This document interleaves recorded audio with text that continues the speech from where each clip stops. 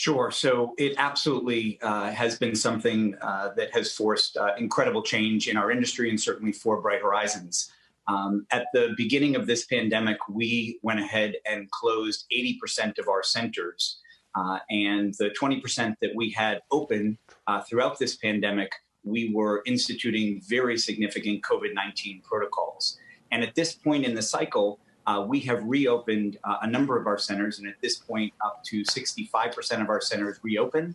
And then as we look to the fall, we'll have 85% of our centers. But again, the key to ensuring safety of both the children and our teachers has been the implementation of very strong COVID-19 protocols. And we should mention, by the way, that NBC is a customer of Bright Horizons Services. So, we heard Elon talking about the willingness of parents to send their children back to school. What is the willingness of parents, in your point of view right now, and what you're seeing actually in terms of the data of their willingness to send their kids to childcare? Yeah, so I think their willingness to send their children back to a Bright Horizons center has actually been quite high.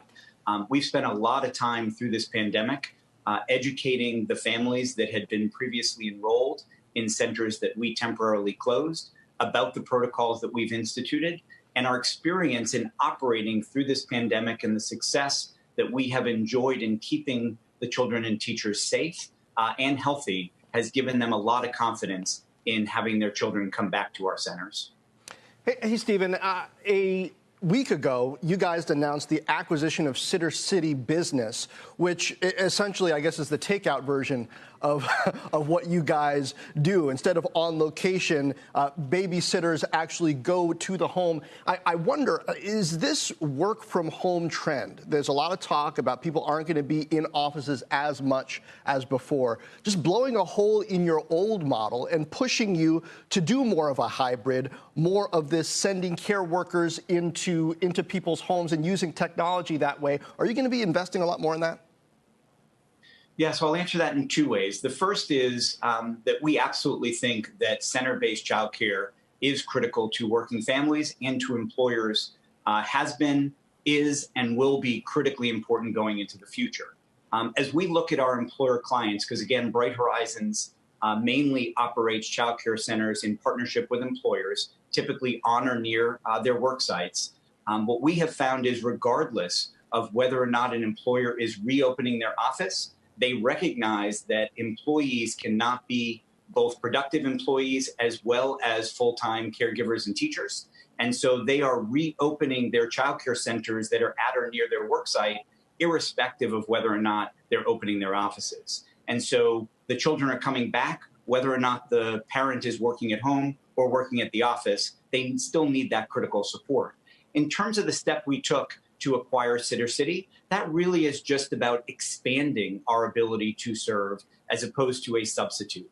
So what we're really seeing through that Sitter City acquisition is the opportunity to extend what we do for employers and their employees to allow for not only on-site and near-site childcare through center-based care, but also to supplement that with additional supports such as nannies as well as babysitters that actually go into the home. And certainly one of the other things that we're trying to accomplish through Sitter City is learning pods, allowing families to meet other families in their community, as well as match with a teacher or caregiver to make sure that they're able to do that to the extent that that is the best solution for that family. Stephen, Julia Borston here. I've used Sitter City, long before you acquired it pre-COVID, and it seems like the potential for Sitter City right now is really massive, especially when it comes to the potential for having people to help with teaching or tutoring. And I'm just wondering, though, it's a very different kind of platform. It's more of an open platform. It's not like the sitters that you're matching families with are necessarily employees. How are you going to handle the safety issues around testing and guaranteeing that you're not going to be sending a sick person into someone's home?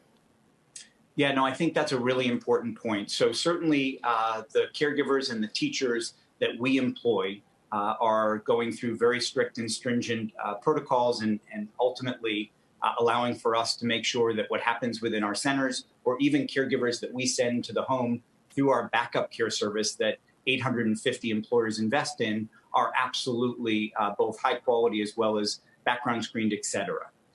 With Sitter City, they have a long history. And the reason why Sitter City made such sense to us as an acquisition target is they have a long history in trust and safety.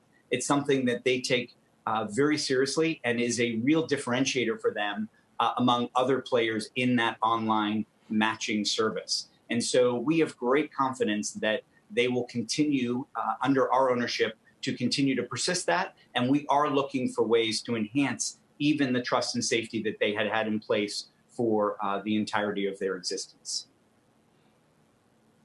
Stephen, we appreciate your taking some time with us and for the update. Thank you. Yeah, thank you very much.